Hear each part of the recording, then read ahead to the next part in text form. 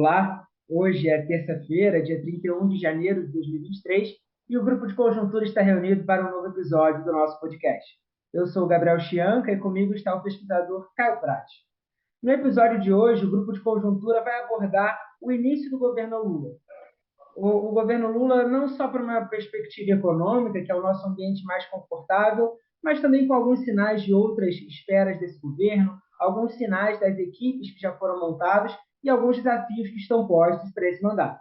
Então, pesquisador Caio Prades, a palavra é toda sua. Obrigado, Gabriel. Bom, nós chegamos hoje, exatamente, dia 31, ao fim do primeiro mês do governo Lula. Só que o início do governo Lula na economia, a rigor, começou bem antes do início do ano. Ele começou ali pouco depois das eleições, da eleição do Lula, né? Onde, com a PEC da transição, que foi enviada para o Congresso e tal, toda aquela discussão em torno da PEC da transição. Então, na economia, ali é que foi o ponto de partida do governo. Esse início de governo, eu diria que ele tem sido marcado por sinais mistos. Do lado bom, acho que me parece que o grande destaque, inegavelmente, foi o fortalecimento da democracia após aquele episódio dantesco do dia 8 de janeiro, né, do ataque às sedes dos três poderes em Brasília e tal, episódio que não pode ser considerado um evento isolado produzido por lunáticos. Na verdade, a gente sabe bem que o clima para algo do tipo do que aconteceu foi longamente preparado pelo bolsonarismo ao longo de 4 anos. E, claramente, o que ocorreu fazia parte de uma tentativa de golpe militar, né, para tirar o Lula do poder. Ocorre que o desfecho que acabou sendo patético, né, desta tentativa canhestra, né, vamos chamar assim, de golpe, e a volta que seguiu do país à normalidade, representaram uma vitória, eu acho, de valor inestimável, né, para a democracia e, sobretudo, interromperam uma escalada que estava se revelando cada vez mais perigosa no país, na direção de um regime autocrático de extrema-direita e de uma brutal regressão civilizatória, porque era isso que estava no horizonte. Poderiam chegar lá ou não, mas o projeto era cada vez mais claramente esse. Outros destaques positivos, saindo da política e nesse início do governo Lula, vem sendo expectativas bem favoráveis que estão sendo geradas em áreas cruciais da administração pública, como educação, saúde, meio ambiente, entre outros. Então, esses são os aspectos positivos. Eu falei do lado político e dessas iniciativas nessas áreas cruciais que estão, tudo indica, apontando na boa direção. Em contrapartida, o grande destaque negativo tem sido uma piora sensível do ambiente macroeconômico da eleição do Lula, em novembro para cá. E isso é especialmente visível na forte alta das taxas de juros de mercado, dos juros futuros, que, na verdade, vem refletindo basicamente a incerteza fiscal e a piora das expectativas inflacionárias. Se não revertida a tempo, essa deterioração do ambiente macro vai gerar consequências muito negativas para o desempenho da economia mais adiante, no que se refere a crescimento, renda, emprego, inflação.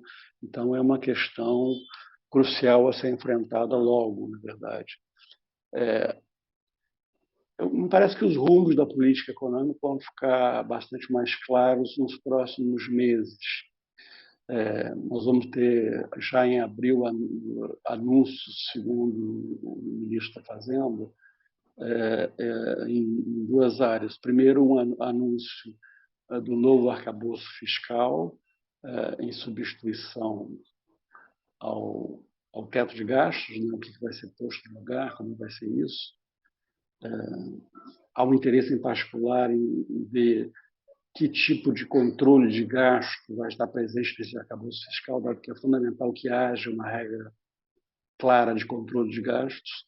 Então, há toda uma indagação sobre isso, qual será, não sendo o teto como havia, de que forma vai se efetivar esse controle, que é essencial, é parte essencial do ajuste. Ele não poderá ficar simplesmente vindo do lado do aumento da arrecadação.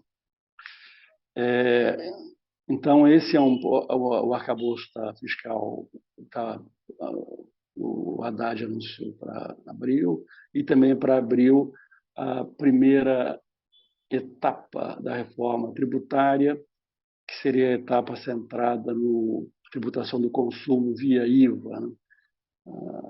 A tributação sobre a renda ficaria para um segundo momento. Então, além disso,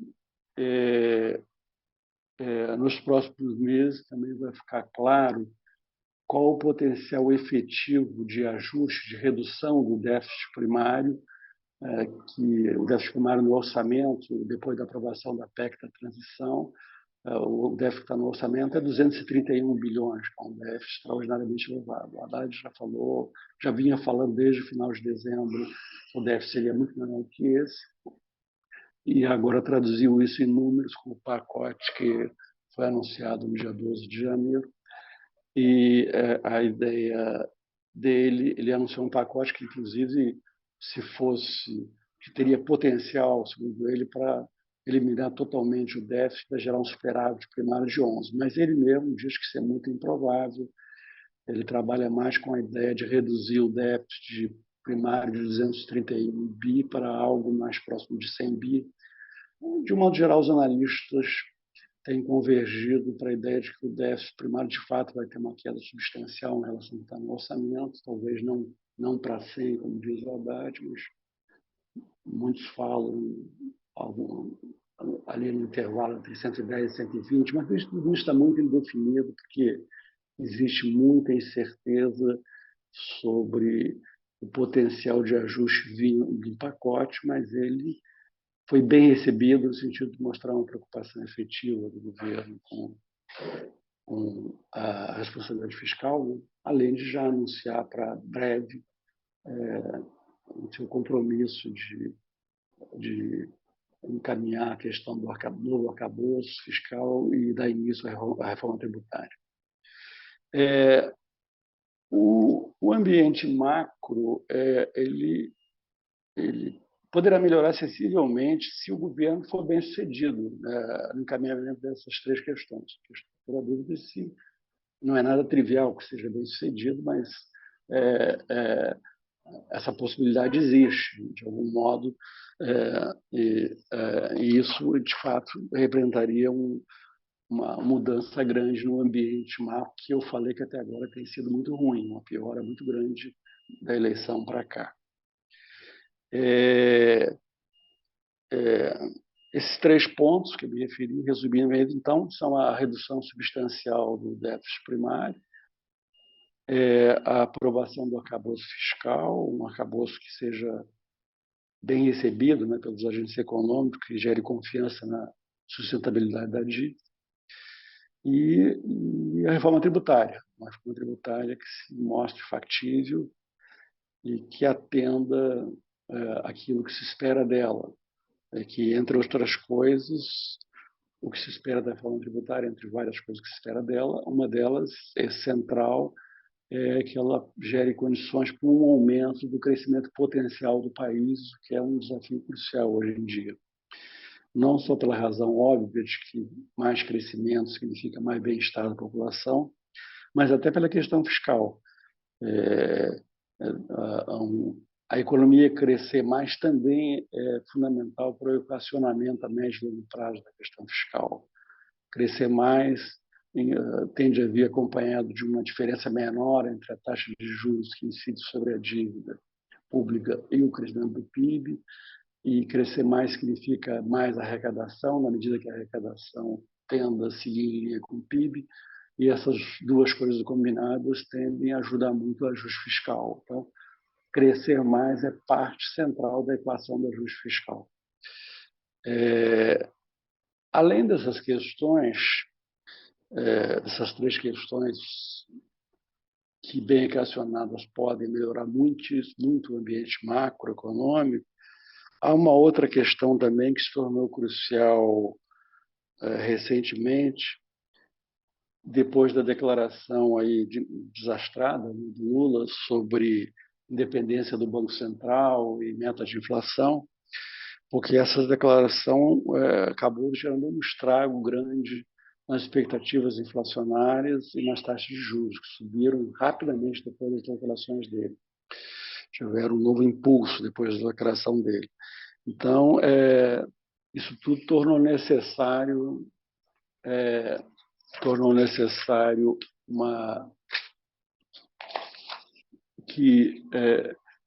que haja o quanto antes uma reversão desse quadro, né, que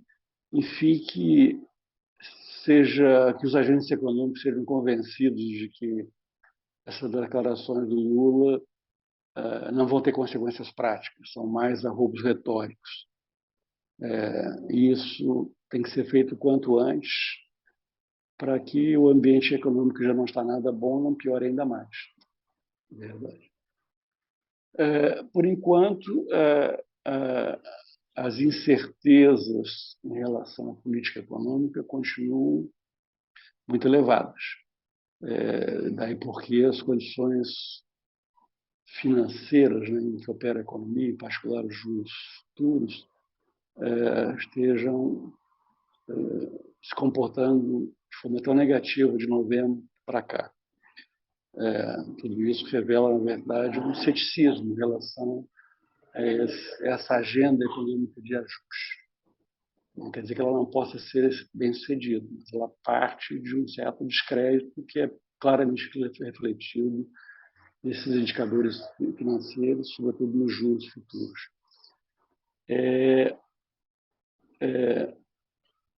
Além dos juros futuros, outros indicadores das condições financeiras, como dólar e bolsa, comportamento da bolsa, são certamente termômetros importantes da confiança na economia. Só que essas duas variáveis, né, esses dois indicadores, né, dólar e bolsa, são bem mais afetados pelo cenário externo do que são os juros futuros.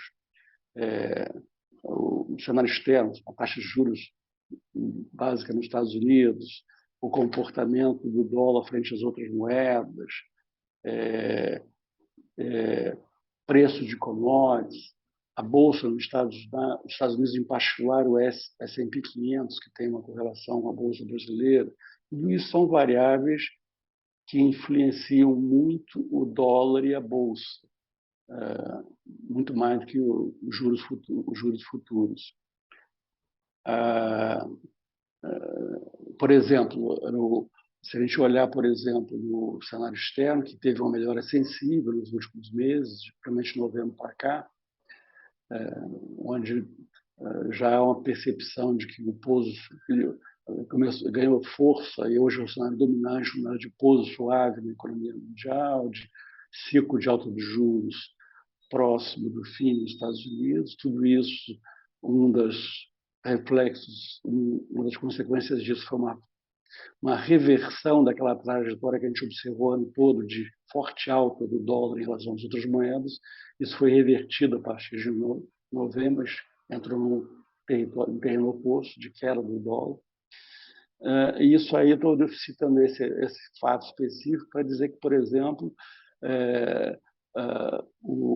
como o dólar está em queda no mundo, é evidente que o comportamento do dólar aqui no Brasil acaba não sendo um bom termômetro dessa desconfiança que está havendo em relação à política econômica, porque o mundo está ajudando a que o dólar se comporte bem.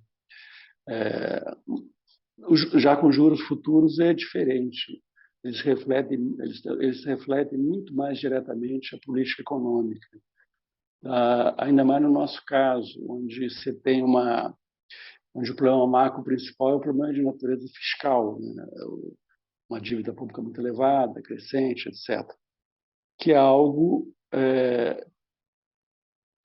que mexe diretamente com as taxas de juros de mercado, pela disposição maior ou menor dos investidores de financiarem a dívida pública em função da sua percepção sobre a trajetória dessa dívida. Então, por esse conjunto de razões que eu estou dando, dos indicadores financeiros, que eles chamam de indicadores que compõem as chamadas condições financeiras, o mais importante, no sentido de estar mais ligado a refletir mais o grau de confiança na política econômica, é as taxas de mercado, os juros futuros. Isso é o mais importante. O problema é que a confiança dos agentes econômicos nos rumos da economia é uma premissa básica para o bom desempenho da economia. E como esse grau de confiança ele se expressa, em primeiro lugar, no preço dos ativos financeiros, o comportamento desses ativos financeiros é um indicador antecedente privilegiado, né, da direção da atividade econômica. Quando a gente examina o comportamento dos juros futuros, de novembro para cá, que, como eu disse, é o melhor termômetro da confiança na política econômica, fica nítida a influência no comportamento dos juros, né, da incerteza fiscal. Ela é bastante nítida, como eu já vou detalhar.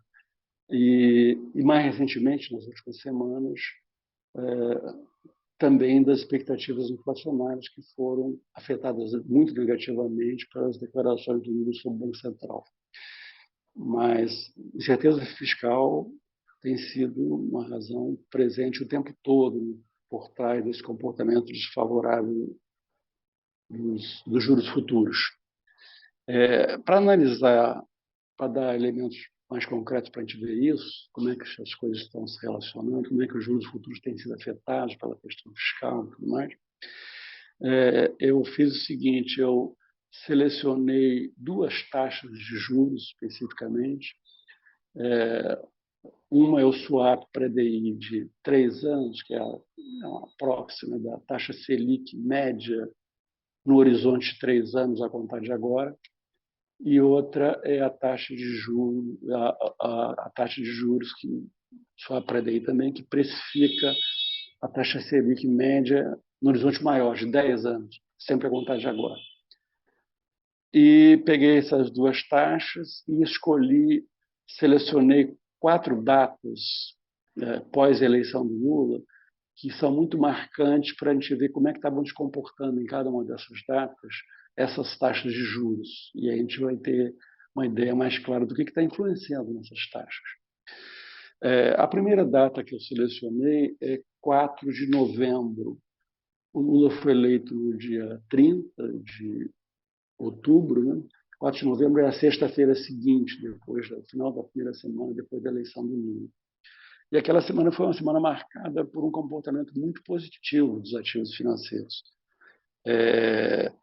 Por quê? Porque havia uma percepção dominante no mercado, entre os investidores, naquele primeiríssimo momento, que a visão predominante é que o Lula seria uma espécie de Lula 1, um Lula pragmático, Lula de 2003, e não o Lula populista do final do seu segundo mandato, e menos ainda uma coisa do governo mais semelhante ao governo Dilma no política, que foi, na verdade, uma continuidade do fim do governo Lula, no segundo mandato.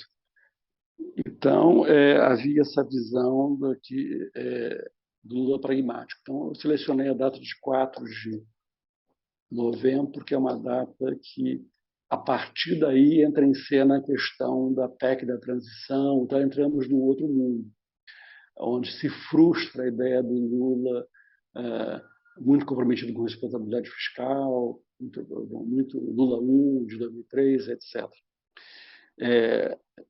Então, entra esse segundo momento da PEC da transição sendo anunciada para ser enviada depois do Congresso, com um volume de gasto extrateto que nenhum analista estava prevendo, muito acima do que estava sendo projetado pelos analistas de modo geral, já com a ideia de vir de um novo arcabouço fiscal, acabando com o teto de gastos e assim por diante. E mais ainda, que esse gasto muito expressivo extrateto não ficaria restrito a 2023, seria um gasto sem tempo. No primeiro momento foi apresentado como um gasto sem tempo definido, pré-determinado, duração pré-determinada. Então, isso tudo foi pessimamente recebido, teve uma reação muito ruim no mercado, então eu selecionei a segunda data que marca o pior momento da eleição do Lula até hoje para o comportamento das taxas de juros de mercado, juros futuros, que é 23 de novembro. A terceira data que eu escolhi é 12 de janeiro, que é quando o Haddad anuncia o seu plano, que já havia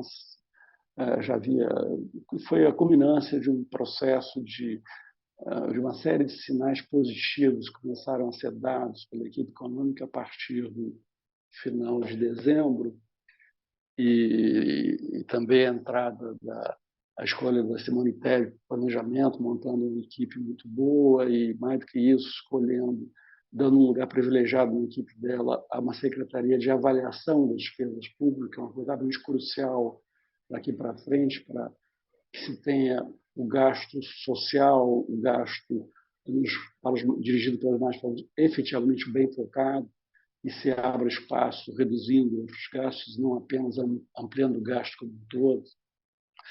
A Secretaria de Avaliação das Políticas Públicas é muito essencial, e essa é uma coisa que foi muito bem recebida dentro da equipe da Simone Tebet. O lugar privilegiado para essa secretaria é escolher de um economista competente nessa área. Então, essa é a terceira data relevante. Como é que estavam os juros no momento de culminância de vários sinais positivos da equipe econômica, do Haddad e também do Simone Tebet, que aparentemente começaram a fazer uma certa dobradinha, embora as decisões de política fiscal, nos momentos, sejam do Ministério da Fazenda. Né? Mas, aparentemente, começou a haver uma expectativa de uma colaboração frutífera entre planejamento e fazenda. E a quarta data, a data de ontem. Já passadas 2 semanas, chamaria de um estrago que o Lula produziu no mercado financeiro, com as suas declarações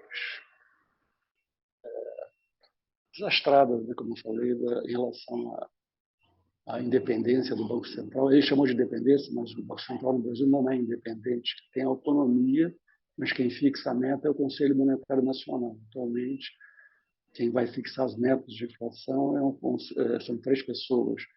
É o presidente do Banco Central, o Fernando Haddad e Simone Tebet.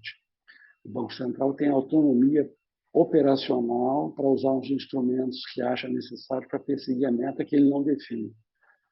Independência é quando o Banco Central define tudo. Então, houve essa...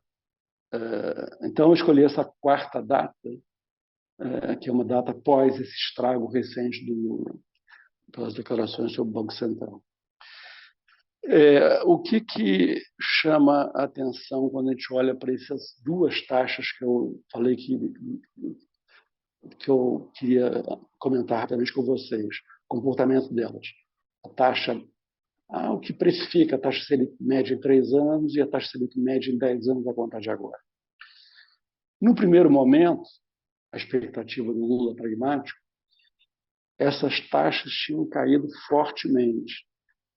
Embora ainda muito elevadas, a gente tem que ver que a Selic está em 13,75, a taxa média de 3 anos tinha caído para 11,6 e a de 10 anos também ficado nesse nível de 11,6. Esse foi o primeiríssimo momento de reação do mercado financeiro à eleição do Lula. o que, diga-se de passagem, põe por terra a ideia de que é um preconceito ideológico contra o Lula, etc., razões políticas. Na verdade, ele foi muito bem recebido no primeiro momento, porque se imaginava que ele fosse ser parecido com o Lula do Lula lá de trás. O que foi mal recebido não é o fato do Lula ser de esquerda, ser isso, ou ser aquilo. Foi mal recebido é a adesão a uma agenda populista muito parecida com a da Dilma Rousseff. Aí sim a reação começou a ser muito ruim, como tem sido até hoje. Mas nesse primeiro momento as taxas de juros de 3 de 10 anos estavam ali em 11,6, como eu falei. 19 dias depois, que eu falei que é o pior momento, já na esteira da PEC da transição, todas essas coisas que foram anunciadas, gastos enormes, extrateto, sem tempo definido para durar, etc. Fim do teto dos gastos.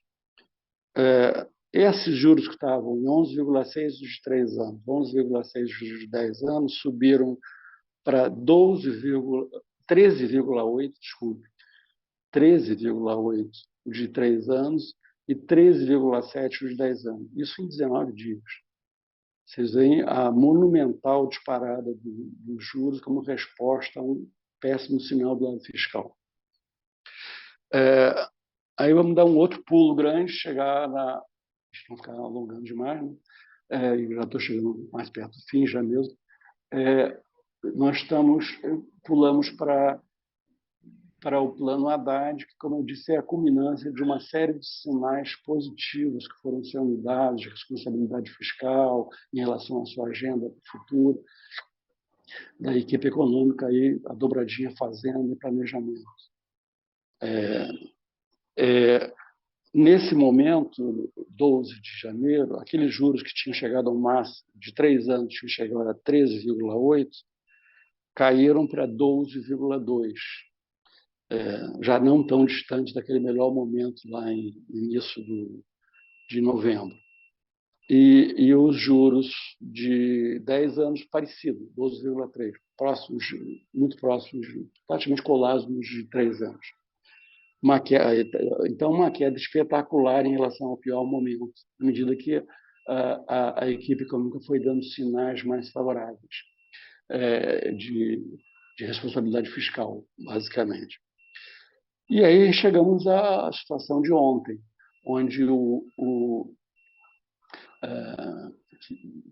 já passado 2 semanas da entrevista do Lula para a Globo News, né, onde ele criticou o que ele chamou de independência do Banco Central, os métodos de inflação e tudo mais. E aí a gente teve uma nova disparada das expectativas de inflação, que eu não estou com o dado aqui à mão, no Focus, mas dispararam as expectativas de inflação para esse ano, para o ano que vem, no Focus,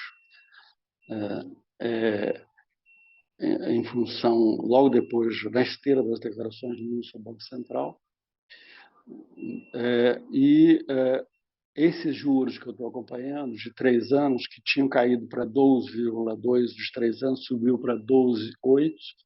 E mais do que isso, os juros de 10 anos, e isso é o mais impressionante, que estavam em 12,3, subiram para 13,2, uma alta fortíssima dos juros de 10 anos. Aqui é um comportamento atípico em relação às datas anteriores, que, em geral, eu estava dando dados muito parecidos entre as taxas de 3 e de 10 anos. Dessa vez, os de 10 anos subiram, ambas deram um salto enorme na esteira das declarações do Lula, mas as de 10 anos muito mais.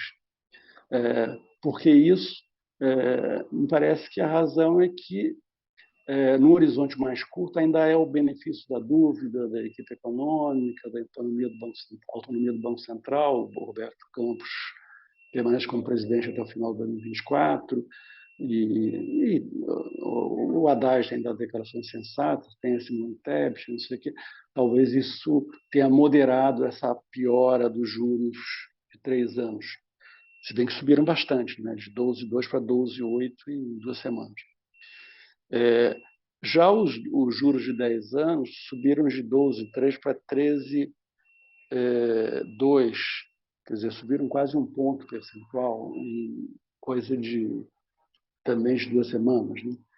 Aí é um sinal muito ruim sobre a visão dos investidores sobre o longo prazo da economia brasileira. Uma perda de credibilidade no Brasil no horizonte mais longo, que é uma coisa bem grave.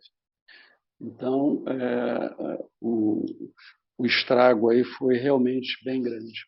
Por isso que eu digo que é urgente que passe o dito pelo não dito e que haja percepção de que talvez o Lula tenha dito isso, mas é só um arrobo retórico, etc., que não é bem assim.